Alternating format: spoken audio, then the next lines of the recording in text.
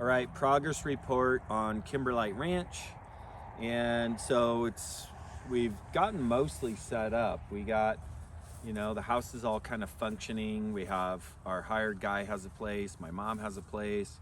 We got hay in the barn and we got shelters up. So this is one thing that I'm going to be developing in the future. This is a pond that the previous owners had, and you can see our well is actually an artesian well. So when we're not using water and there's a surplus, literally our wellhead has water that comes out the top and then pours into here.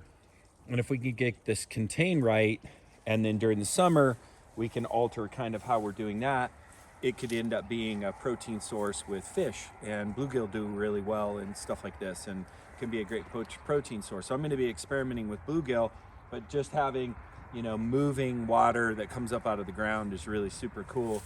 You can see we got the shelters up, which we have 5 now total. 1, 2, 3, 4, 5. And they were expensive. I think a cool part about them is, and let's walk up here while we're talking, a cool part of them is that we'll be able to move them. Because for me, every time I am putting a shelter up in the beginning on a new property, it's always my best guess how drainage is going to work, how the animals are going to flow, how they're going to use it, how many are necessary, how does the feeders work in tandem with it, and then the ease of chores. And where you put shelter up is really important to the whole system, and being able to move that is huge. So really love that. Also too, you should know we have deer up in the draw almost every day, and at the end of the actual rifle season, I shot a deer, and we were able to get it on our private land, which is pretty super cool. Kind of a lifelong dreamy thing there. Storm's doing good. He's works all night. He's still a big giant puppy. He's only just short of a year old now, and I'm a big fan of livestock guardian dogs now. He's been such a gift, and he's so kind and super good. We're through breeding season, so most of the does are bred. This week is when we're gonna find out if they're all bred or not, and whoever isn't, then our bucklings will finally get out of jail. And when I say get out of jail, they're in their own little pen, and I hate that. They have a small area, but once we know all our does are bred, then we'll be banding them, and then we'll have everything going on. Goats are all pretty healthy. I think we have a little bit of a need for some mineral right now. I got a little fishtail. We're gonna send in some samples for poop. We're talking about that in the Goat Club membership in detail about what we're doing to evaluate our herd, see their condition, what we're doing in terms of testing to make sure everybody's ready for the long winter. And there you go. So we did a lot with drainage and roads and rock, and it's working out pretty well. So I'm pretty happy with our setup so far. Chores are actually faster and easier here than they were at our old property, because we can use vehicles. So that's been really nice. And then we'll show you the newest project up here.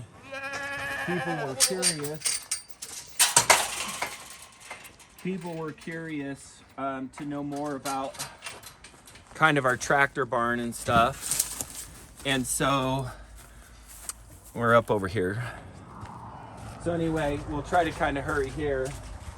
But we have this highway that's really close to our house, and it's a bit of a bummer. Also too, let's talk about this right now.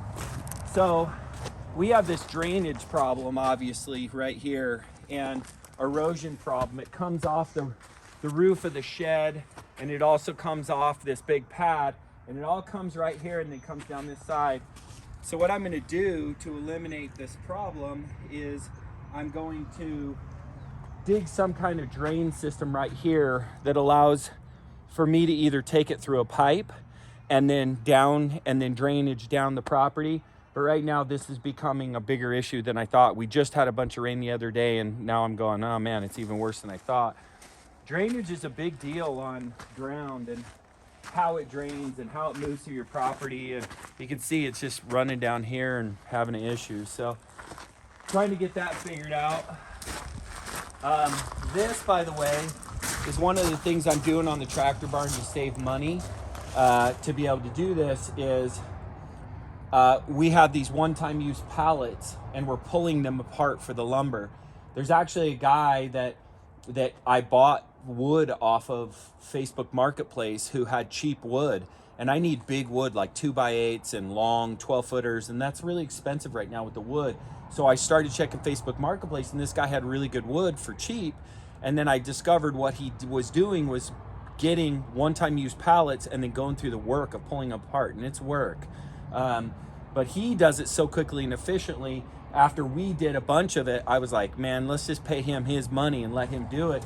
But we're getting like 12-foot long 2x8s for around $6 a piece from him. And we need a ton. We need 60 2x8s in the rafters in the tractor barn. So I just wanted to show you that we do a lot of weird things to try to not spend a lot of money and, you know, buy affordable equipment. Another example of that is these little Japanese trucks. You know, the right-hand steer. I have 3 of them now. I'm trying to have one good one and then have 2 others that I fix up that will pay for the one good one, and then it'll end up being free. So that's kind of I always think about stuff is how can I use ingenuity and savings and creativity to have things that help my life to be easier and better, but not have it, you know, affect us as a family financially. And so the tractor barn is something that we wanted to close in. You can see that we had 6 bays, and this is still full of all the crap from the move-in. We're still trying to, I got bear bait in there and everything else. We needed a mouse-proof place to put stuff, and we needed to do it affordably. And because labor is so crazy here in Boise, concrete is ridiculous. To pour this pad would have been between 20 and 30,000 bucks and closer to 30, and it would have been like 8 months out. So I just said, I'm not waiting that long. So what I did is we went in and we flattened it. If you come in and look, and we wanted one bay to still be able to pull in here. And then what this space ends up becoming is it ends up becoming where we can pull a truck in, we can have all our panniers, and we'll have sorting tables in the middle. We'll have shelves all the way around, so all the hunting, fishing equipment will be put away nice and stored, and there'll be a nice shelf areas with doors, so that then once this whole thing's closed, this is a big, beautiful open space that we can have as a rental, you know, like retreat center. It'll have power and heat and air conditioning.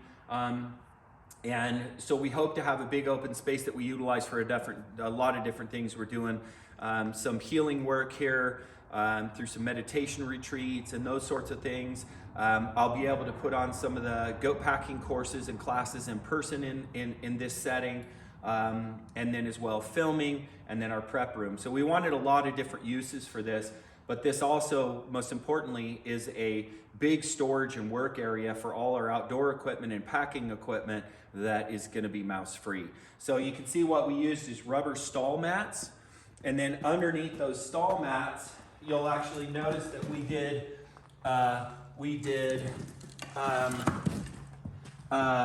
what do you call it, road mix, and then we put gravel over the top of it and then tamped it all down and did it wet. So it's a really super solid surface that this rubber matting can go on.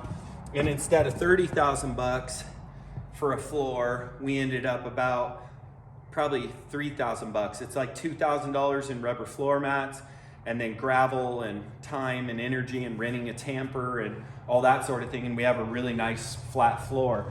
Now what we'll do with the rubber floor mats in every corner, if you see these little things on the trusses that are like those little nail bed metal pieces that join it, you put that down flat, you put all your rubber flooring together, and then you hammer it down. But we wanted to protect the flatness of it during construction, so we went ahead and laid the floor out. But we'll tighten up all these seams. These seams will all be tight. These kind of move if you don't do that, so we'll be doing that. The other thing, because we're going to be doing things like meditation retreats and healing retreats here, is that we're doing really thick 2x6 with really heavy duty insulation, and then we're doing 2 layers of 5/8 inch sheetrock. 5/8 sheetrock. And the reason we're doing 2 layers and then we're doing a caulking layer in between is to create a dead space, is to try to semi-soundproof this room. From in here, you can still hear the road noise. The highway from the back side of this thing is maybe 50 yards. And so we get big trucks and stuff rolling. This is a mountain. They drive up and down this pass, and it can be loud. It's the negative of this property.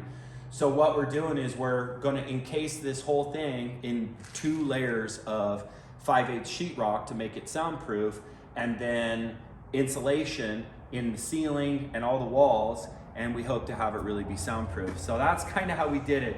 We're going to put metal on the outside, a big 10x10 garage door that rolls up so we can get rigs in here, 2 man doors, but it's still pretty simple. We're going to build shelves and closets and all that good stuff. One other thing I want to show you, because wood now is cheaper than metal, it kind of goes back and forth.